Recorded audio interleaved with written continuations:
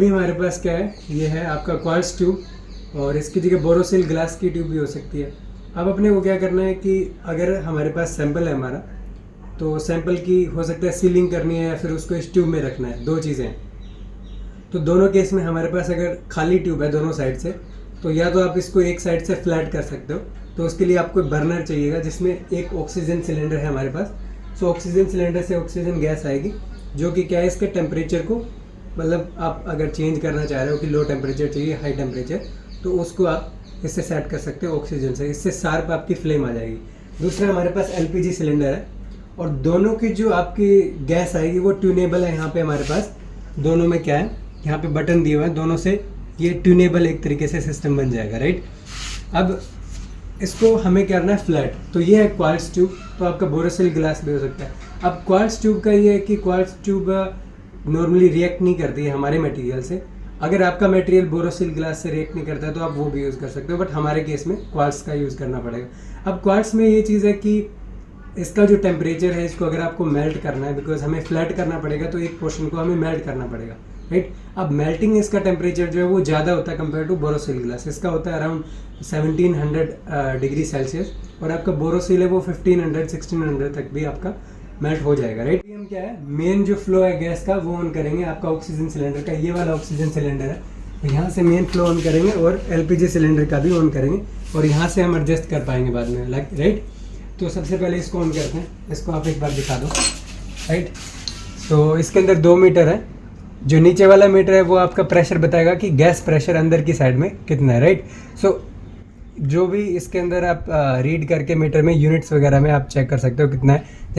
सो ये इसके अंदर जो वैल्यू है, जो कि ब्लैक में ये जो दिया हुआ है, ब्लैक वाला जो मीटर है दैट इज़ केजी पर सेंटीमीटर स्क्वायर, और जो रेड वाला पोर्शन है that is in PSI, right. So black वाले के अंदर आपकी वैल्यू आ रही है 1, सो दिस इज़ 1 केजी पर सेंटीमीटर स्क्वायर का प्रेशर है। उसके अंदर ब्लैक वाला आपका केजी पर सेंटीमीटर स्क्वायर दिया हुआ और इसकी वैल्यू आपकी आ गई 120, राइट। और ये आपका पीएसआई में आप रीडिंग चेक कर सकते हो। तो ये 2 मीटर है, राइट। अब हमने इसको ओपन करके रख दिया कितने पे, 1 केजी पर सेंटीमीटर स्क्वायर पे। लो प्रेशर है, कहीं ज़्यादा प्रेशर नहीं है, राइट। अब हमें यहाँ पे सिलेंडर जो है आपका गैस सिलेंडर, इसको भी हमने, हमारे पास लाइटर है और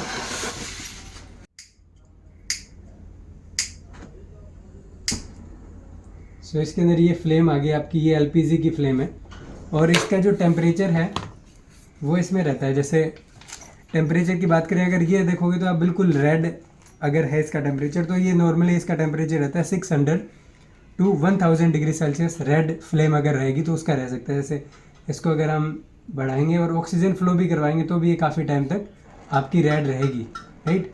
तो इसका जो टेम्परेचर है that will be around 600 degree Celsius to 1000 degree Celsius, right. और अगर ये ऑरेंज अगर इसका हो जाता है, in that condition it will be 1000 to 1200 degree Celsius. अगर ये येलो हो जाती है, in that condition it will be 1200 to 1400 degree Celsius. और जब इसमें येलो लाइट के साथ इसमें ब्लूइश कलर आ जाएगा, then it will be 1400 to 1900।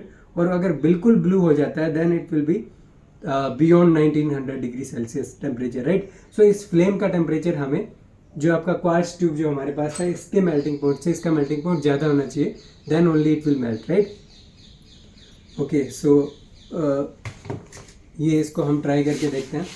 पहले ऑक्सीजन फ्लो को चेक करना पड़ेगा, ये गैस ऑन करते हैं और साथ में ऑक्सीजन फ्लो भी। तो आपको ट्यून करना पड़ेगा उस कंडीशन में।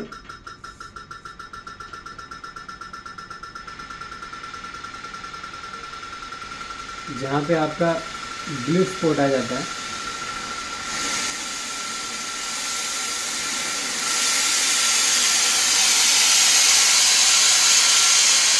ये ब्लू स्पॉट आ गया आपका। बच्चे हम थोड़ा फ्लेम भी बढ़ा रहे हैं और ऑक्सीजन भी बढ़ा रहे हैं ताकि ये टेम्परेचर आपका हाई चला जाए।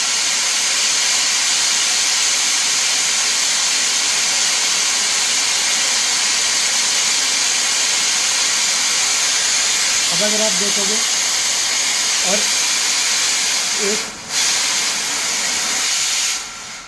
एक चीज़ ध्यान रखना है कि क्वार्ट्ज ट्यूब को जब हम फ्लेम में रखेंगे, इसको कंटिन्यूसली रोटेट करना है ताकि ये मेल्ट जो है आपका क्वार्ट्ज वो कंटिन्यूसली पूरा कंटिन्यू हो इसमें, राइट। फिर इसको अगर नेक बनाना है देन वी विल इसको थोड़ा सा खींचेंगे तो इसका नेक बन जाएगा। अगर इसको सील करना है तो नेक बनने के बाद इसको सील भी कर सकते हैं। और फ्लैट करने के लिए आपको सील्ड पोजीशन में आपको कोई एक आपको बेस चाहिए फ्लैट, जिससे क्या है आप इसको ऐसे करके मेल्टेड पोजीशन में इसको यहाँ पे फ्लैट कर पाओ, राइट। तो इसको सबसे पहले अपन चेक करते हैं, इसके अंदर नेक बनाने के ट्राई करते हैं सबसे पहले।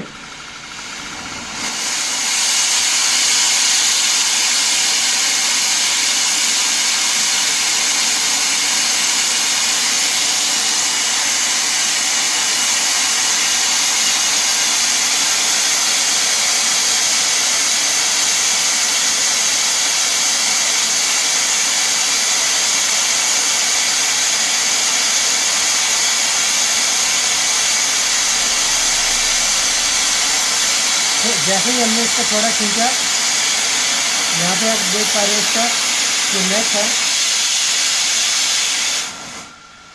यहाँ पे इसका नेक बन गया, राइट।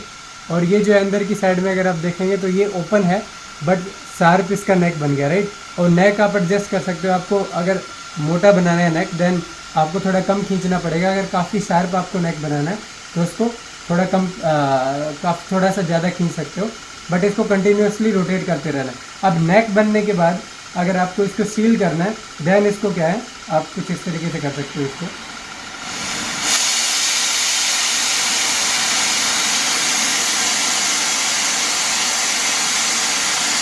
ये आपका यहाँ पे हमने इसको अलग कर लिया। अब ये आपका यहाँ से सील हो गया, राइट। अब हमें इसको क्या करना है, फ्लैट करना है। तो फ्लैट करने के लिए ये हमारे पास बेस है, तो इसको सबसे पहले मेल्ट करते हैं इस वाले पोर्शन को।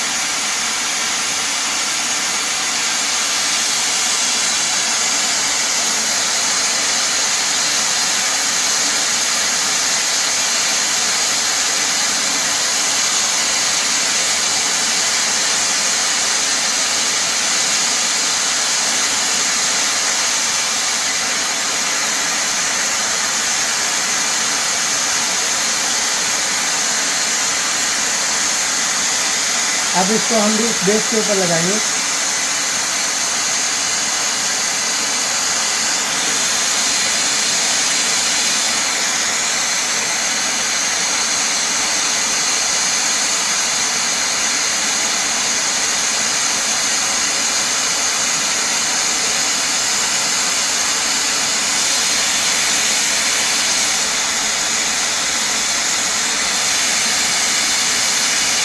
तो आप देख सकते हो इसका जो बेस है it is not flat, right.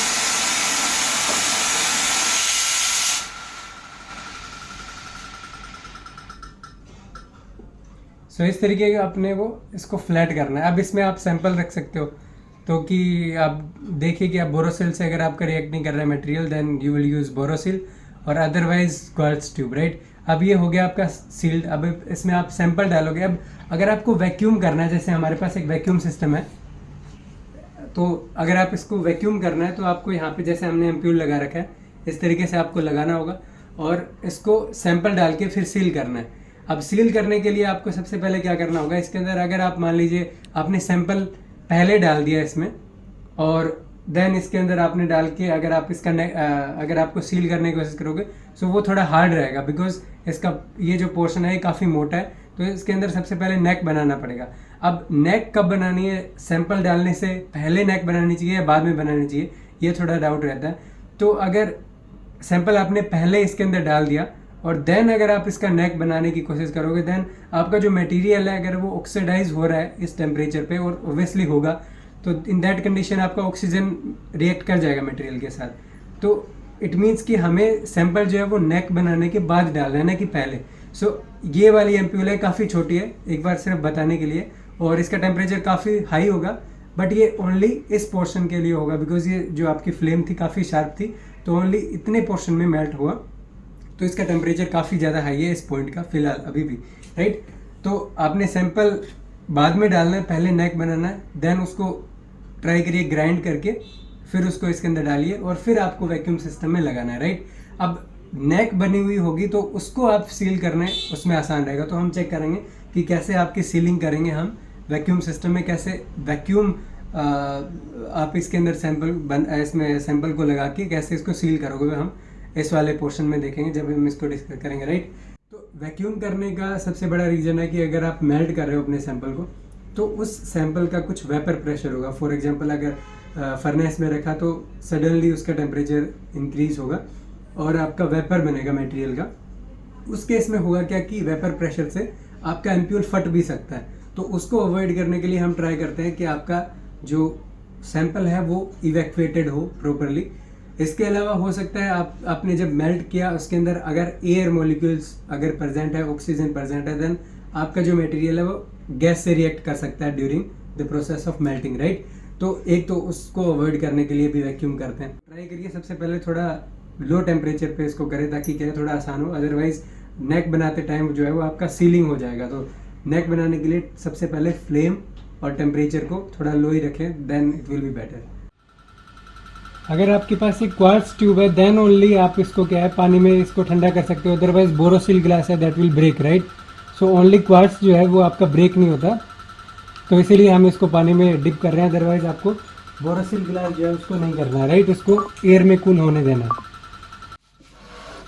और एक सीलिंग करते टाइम आपको ध्यान रखना है कि आपको जो सेफ्टी ग्लासेस जो है वो आपको पहन के रखनी है, बिकॉज जब आप क्वार्ट्ज को जो आपने इसके अंदर मेल्ट करोगे तो उसके अंदर आपने देखा होगा कि एक शार्प ग्लो जो है, जैसे आप देखोगे इसमें एक शार्प ग्लो आता है और वो आपके लिए क्या है आइज़ के लिए थोड़ा हार्मफुल रहता है। तो that's why we need to like use this, right.